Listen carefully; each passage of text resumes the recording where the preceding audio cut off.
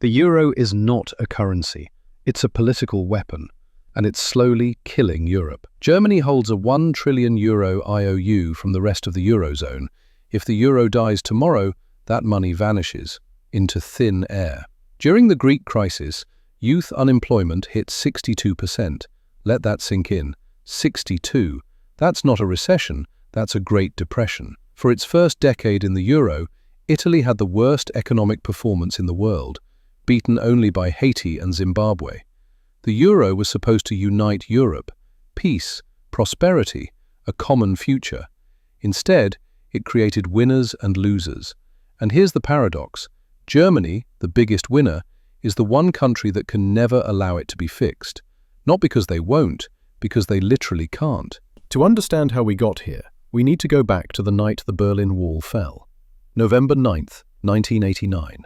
Germany is about to reunify, and France is terrified, because a unified Germany would dominate Europe economically, and France knew it.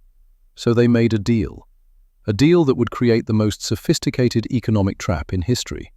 Germany got reunification, France got the euro, a currency designed to contain German power. But here's what neither side understood. The trap wouldn't just catch Germany's neighbors, it would catch Germany too.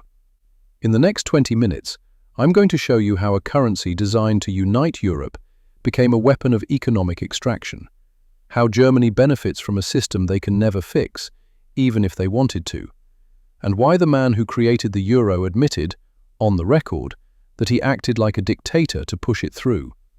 Along the way, you'll hear the confession of the finance minister who told his opponent, "As a patriot, I wouldn't sign this."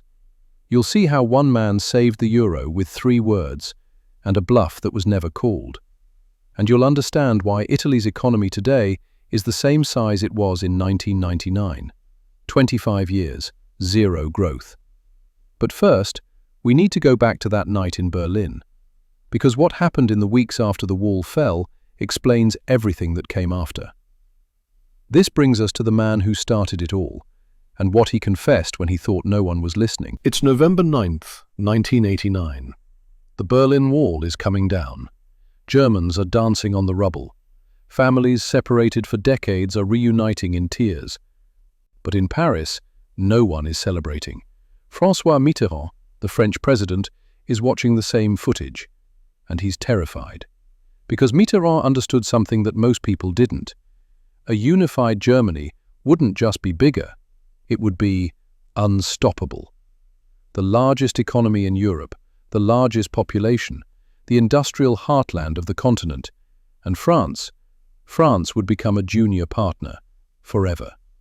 So Mitterrand picked up the phone and called Margaret Thatcher, and what he said to her has been declassified. Here are his exact words. "Without a common currency, we are all, us and you, already at the will of the Germans." Let that sink in.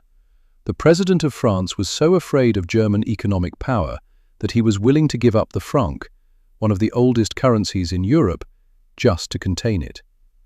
1 month later, December 1989, the Strasbourg summit. Mitterrand makes his move. He tells German Chancellor Helmut Kohl, "You want reunification? Fine. But there's a price. You give up the Deutsche Mark. You give us a common currency. A currency we control together." And Kohl, who needed international approval for reunification, said yes. The deal was struck. Germany got unification. France got the euro. Now here's what most people don't know. Years later, Helmut Kohl made a confession. Several confessions, actually, and they're extraordinary. First, he admitted, "The euro is not in the German national interest, but we need friends." Then he said, "We would have lost a referendum on the introduction of the euro. I would have lost, and by 7-3. And finally, and this is the one that should chill you, in one case, the euro, I was like a dictator. The architect of the euro admitted he forced through a currency he knew his people didn't want for a project he knew wasn't in their interest. And he wasn't the only one who knew. Milton Friedman, Nobel Prize winner, one of the most influential economists in history, said in 1997, "The euro is going to be a big source of problems, not a source of help. He predicted the Stability Pact wouldn't hold. He was right. Martin Feldstein at Harvard warned it would raise average cyclical unemployment and reinforce long-standing animosities. 155 German economics professors signed a manifesto titled, "The Euro is Coming Too Soon." Even the Bundesbank president, Germany's central banker, later admitted, "I was convinced it wouldn't come for another 100 years." So what exactly did they get wrong? Everything. Because the deal that Mitterrand and Kohl struck in 1989 wasn't just politically reckless, it was economically suicidal. They created a currency without a country, a monetary union without a fiscal union. And to understand why that matters, why that single decision would eventually cost millions of people their jobs, their savings, and their futures, I need to show you the flaw they built into the system, on purpose. Imagine 19 different families agreeing to share a single bank account. They can all deposit, they can all withdraw, they can all spend. But here's the catch. They never agree on who pays when someone overdrafts. No joint savings, no shared credit card limit, no rules for what happens when one family loses their job and can't pay rent. That's the euro. A monetary union without a fiscal union. 19 countries sharing one currency, but each responsible for their own debts, their own budgets, their own crises. Now you might think, surely someone's tried this before. No, they haven't. Milton Friedman pointed this out explicitly. He said, "To the best of my knowledge, there has never been a monetary union putting out a fiat currency composed of independent states. The Eurozone was an experiment with no precedent. And the architects knew it was risky. They just hoped it would work out." Here's what they deliberately left out of the Maastricht Treaty.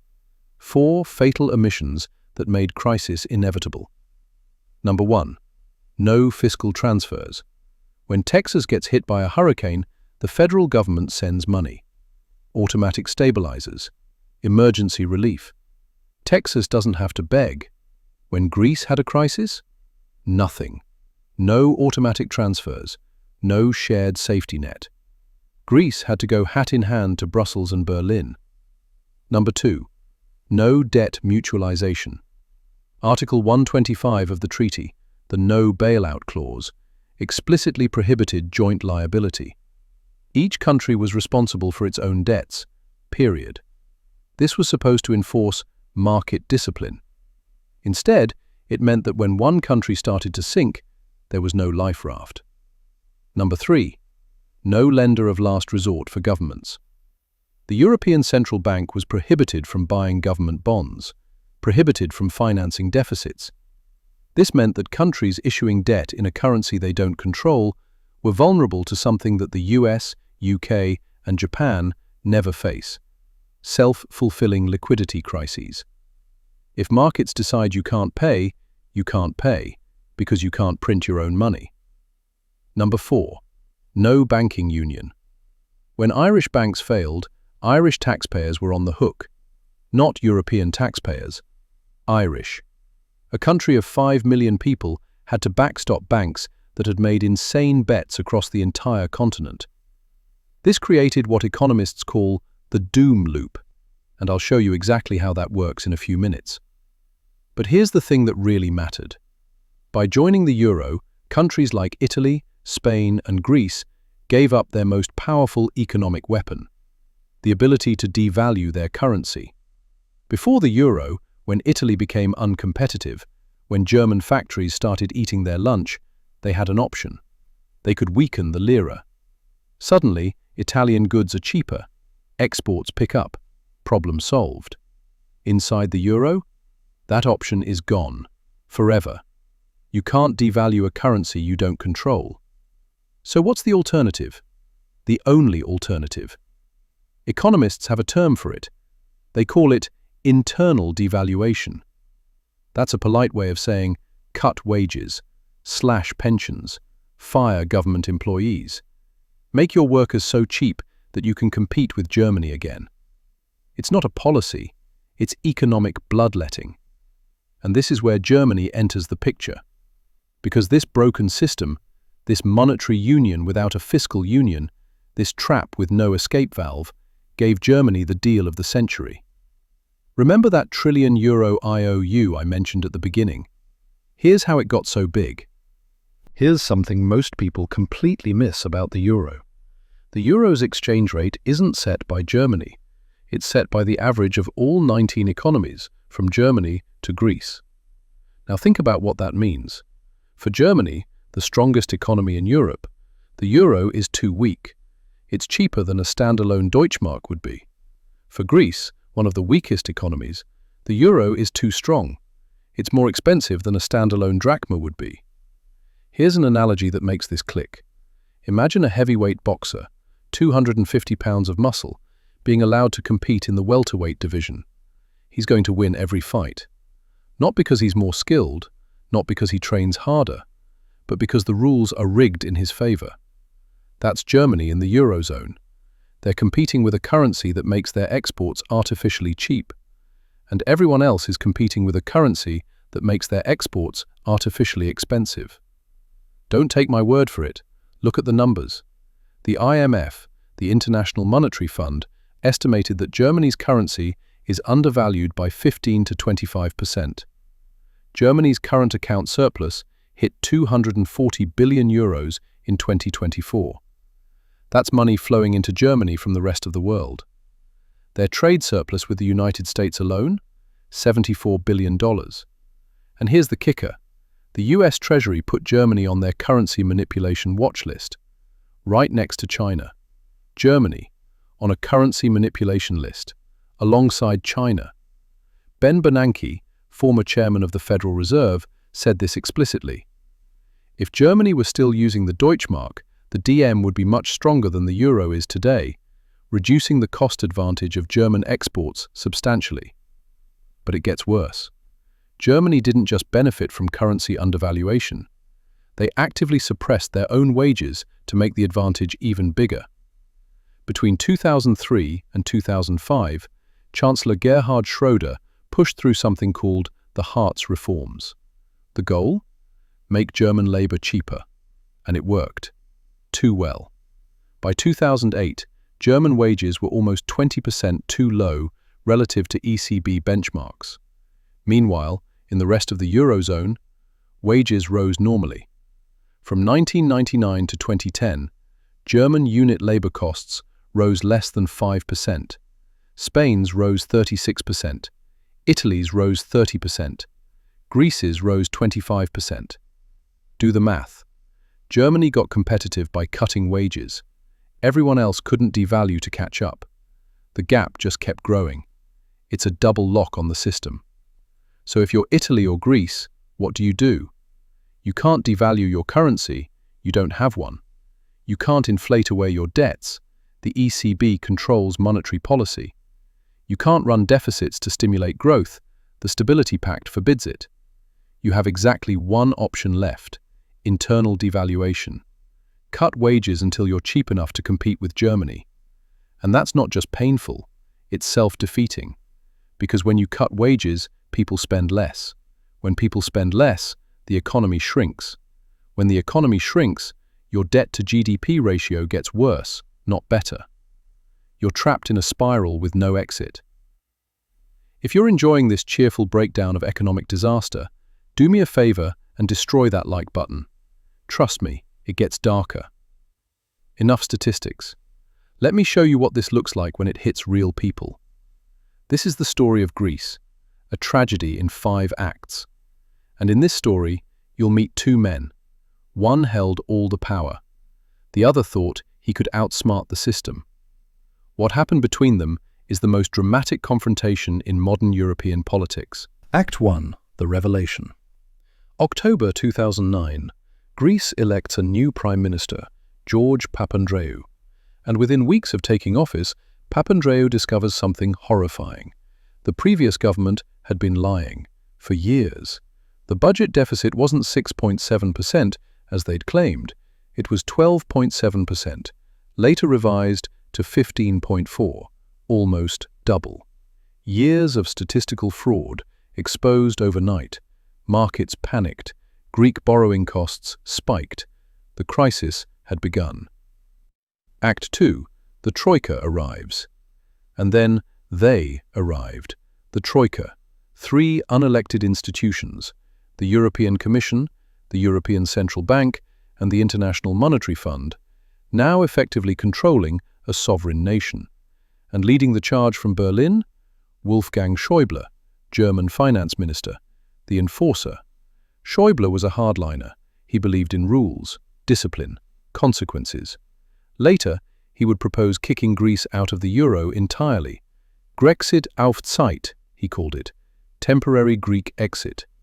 Between 2010 and 2015, Greece received 252 billion euros in bailouts. Sounds generous, right? Europe helping a struggling member? Here's what the headlines didn't tell you.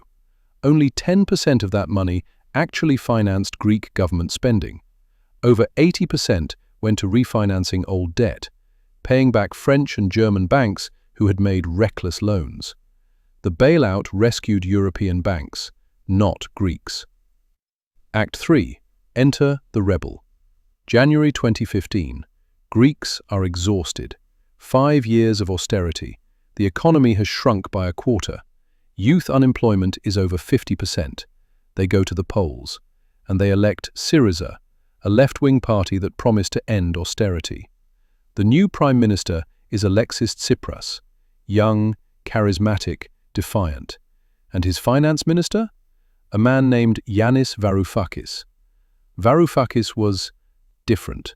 An economics professor, game theory expert, leather jacket, motorcycle, completely unconcerned with looking like a traditional politician.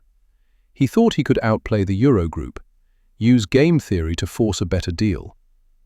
February 5th, 2015, Berlin. Varoufakis meets Schaeuble for the first time. Here's how Varoufakis described it in his memoir. The lift door opened onto a long, cold corridor, at the end of which Wolfgang Schaeuble was waiting in his wheelchair. Refusing my offer of a handshake, Germany's Federal Minister of Finance performed a swift U-turn in his wheelchair and propelled himself at impressive speed towards his office. No handshake, just a wheelchair spinning away. And then, during the meeting, Varoufakis tried to explain the humanitarian crisis. Old people foraging in garbage for food, families who couldn't afford medicine. Schäuble's response? Why are you telling me this? We have an agreement. We have an agreement. Later, when Varoufakis pointed out that Greeks had just elected a government with a mandate to reject austerity, Schaeuble said something even more revealing. I'm not discussing the program. This was accepted by the previous government, and we can't possibly allow an election to change anything. Varoufakis' sardonic response. Well, perhaps we should simply not hold elections anymore for indebted countries. According to Varoufakis, there was no answer. Act 4. The Referendum and the Betrayal. By June 2015, negotiations had collapsed. June 30th, Greece defaults on a €1.6 billion payment to the IMF, the first developed country ever to miss an IMF payment. Banks close, ATM withdrawals are limited to €60 per day. And then Tsipras does something extraordinary. He calls a referendum. He asks the Greek people, do you accept the terms the Troika is demanding? Yes or no? July 5th, 2015. 61% of Greeks vote oxy. No. No to more austerity. No to pension cuts. No to being dictated to by unelected institutions. A moment of democratic defiance. The people had spoken. And then, July 12th through 16th, a 17-hour marathon summit in Brussels. Tsipras walks in with a democratic mandate, 61% of his country behind him. He walks out having accepted terms even harsher than the ones Greeks had just rejected. The rebellion was over. But there's one more scene you need to hear. When Schaeuble was pushing Varoufakis to sign the third bailout memorandum, Varoufakis asked him a direct question. Would you sign this if you were me? According to Varoufakis, Schaeuble looked out the window for a while, and then he said, as a patriot, I wouldn't. The man demanding Greece sign the agreement admitted he wouldn't sign it himself. Act 5. The aftermath. Varoufakis resigned. Tsipras implemented the austerity package. Here's what happened to Greece. The economy shrank 26% from peak to trough. That's comparable to the Great Depression. Youth unemployment peaked at 62.5%, the highest in EU history. Between 2010 and 2022, an estimated 600,000 to 1 million working-age Greeks left the country. And of those emigrants, 69% had master's degrees or PhDs. Greece didn't just lose jobs, it lost its future. They called it a bailout. It was an extraction. If this is making you see Europe differently, hit subscribe. We cover the economic stories no one else will touch. At the darkest hour, with the euro on the brink of complete collapse, one man stepped up. Not with a plan, not with a solution, with a bluff. July 2012. This is before the Greek referendum, before Varoufakis. But the crisis is already existential. Italian bond yields have hit 7%. Spain is at 7%. Greece is over 35%. At those rates, countries can't afford to service their debt. They're spiraling toward default. Speculators are betting on the Eurozone's collapse, and they're winning. July 26, 2012. Global Investment Conference, London. Mario Draghi, President of the European Central Bank, steps to the podium, and he says 24 words that changed European history. Within our mandate, the ECB is ready to do whatever it takes to preserve the euro. And believe me, it will be enough. The effect was immediate. Bond yields collapsed, speculators fled, the panic stopped. Italy alone avoided an estimated 100 billion euros in additional funding costs, just from those 3 words. But here's the remarkable thing. The program Draghi announced, outright monetary transactions, was never actually used. Not once. The mere announcement was enough. A single man stared down the entire financial market and won. It's one of the most extraordinary moments in central banking history. But here's what Draghi understood that most people don't. He didn't solve anything. He delayed the reckoning. The structural flaws remained. The divergence continued. The euro became a patient on permanent life support, with the ECB holding the IV drip. Draghi himself warned in 2015, "We have not yet reached the stage of a genuine monetary union. Failure to harmonize economies and create stronger institutions would put at risk the long-term success of the monetary union." He bought time. Time for what? That's the question no one wants to answer. Because here's what they can't tell you. The euro cannot be fixed. Not politically, not economically. And, this is the part that will shock you, not constitutionally. There are exactly 2 reasons Germany can't fix this. The first is mathematical. The second is permanent. Part A. The Target 2 Time Bomb. Deep inside the Eurozone is a payment system called Target 2. Think of it as the internal plumbing. Every time a Spanish company pays a German exporter, money moves through this system. But here's the thing. It doesn't actually settle. Instead, it creates IOUs. The Bundesbank gets a credit, the Bank of Spain gets a debit, and those IOUs just pile up. Here's where we are now. Germany, plus 1.05 trillion euros. That's what they're owed. Italy, minus 536 billion. They owe. Spain, minus 462 billion. They owe. 1 trillion euros in claims, sitting on the Bundesbank's balance sheet. Now ask yourself, what happens if the euro breaks up tomorrow? Those claims become worthless. Germany's trillion euros? Gone. This is why Germany can't walk away. Not out of solidarity, not out of European idealism. Because leaving means crystallizing catastrophic losses. Hans-Werner Sinn, one of Germany's most influential economists, called Target 2 a stealth bailout and a ticking time bomb. Germany is trapped by its own success. Part B, the doom loop. But there's another trap, and this one affects everyone. It's called the doom loop. Here's how it works. Step 1. A country's government debt starts to look risky. Step 2. Banks in that country, which hold lots of government bonds, start to look risky too. Step 3. The government has to bail out its banks. Step 4. Now the government's debt looks even riskier. Repeat until collapse. This is what almost destroyed Ireland, what nearly killed Spain, what keeps Italian debt on a knife's edge. The banking union was supposed to break this loop, but the third pillar, European deposit insurance, never arrived. A 2015 proposal died in committees. The doom loop remains. Part C, the constitutional lock. Now, here's what most people don't understand. This is the answer to the title. This is why Germany can't fix the euro. Germany isn't just politically unwilling, they are legally prohibited. May 5, 2020. The German Constitutional Court issues a ruling. They declare that the ECB's bond-buying program was ultra vires, beyond legal authority. This was the first time any national court had declared a European Court of Justice decision invalid, a constitutional earthquake. But that's not the worst part. The German Constitutional Court has indicated that Eurobonds, joint European debt, would be incompatible with the German constitution. Germany's basic law contains something called Article 79, the Eternity Clause. It protects the German parliament's control over the budget, the right to tax and spend.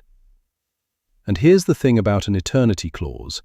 It cannot be amended. You can't vote to change it. You can't negotiate around it. It's permanent.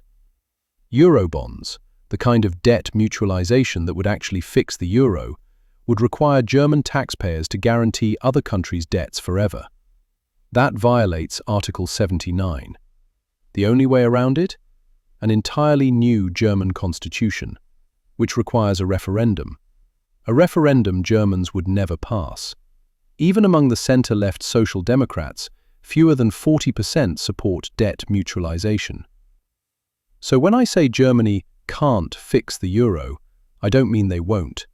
I mean it is constitutionally, legally, mathematically impossible. This isn't politics. This isn't will. This is constitutional mathematics. So where does this leave us? 25 years into an experiment that the architects knew was flawed. A currency that can't integrate, can't break apart, can only limp forward. Let me show you the three futures. First, let's see where we are right now. Italy's economy today is no larger than it was in 1999. 25 years, zero growth. A quarter-century sacrificed to a currency that was supposed to bring prosperity. So what happens next? There are three scenarios. Scenario 1, muddling through. The current path. The ECB keeps buying bonds. Crisis erupts every few years. Emergency summit, last-minute deal, kick the can down the road. Zombie-like stagnation for decades. Youth continue to emigrate. Southern Europe becomes a retirement home for Northern Europeans. Not dead, not alive, just existing. Scenario 2, full fiscal union. A United States of Europe. Shared debts, shared taxes. Permanent transfers from rich to poor regions, like New York subsidizing Mississippi. This is what would actually fix the euro. It's also politically impossible. Germany would have to agree to permanently subsidize Southern Europe, forever. The Constitutional Court would block it. The voters would revolt. This scenario isn't coming. Scenario 3, breakup. Countries leave the euro. Regain monetary sovereignty, ability to devalue, ability to inflate, ability to escape the trap. Some economists argue this is the only honest solution. But the short-term cost? Studies estimate a 40 to 50% GDP hit for any country that exits. 20 trillion euros in euro-denominated contracts outside Eurozone jurisdiction would need redenomination. Banks across Europe and North America could face collapse. It would be chaos. Possibly depression-level chaos. Here's what I believe. The euro was a political project that ignored economic reality. It has created a system where elections cannot change policy, where technocrats override democracy, where an entire generation has been sacrificed to preserve a currency that benefits the strong at the expense of the weak. Maybe, and I know this sounds terrifying, letting the euro fail is the only way to save Europe. Because the alternative is what we have now, a zombie currency that cannot survive but cannot die, holding an entire continent hostage to a deal made in 1992 by politicians who knew even then that it couldn't work. So here's my question for you. Is a messy divorce better than a bad marriage? Or is the cost of breakup simply too high to contemplate? Let me know in the comments. If this changed how you see Europe, hit subscribe. We cover the economic stories no one else will touch. I'll see you there.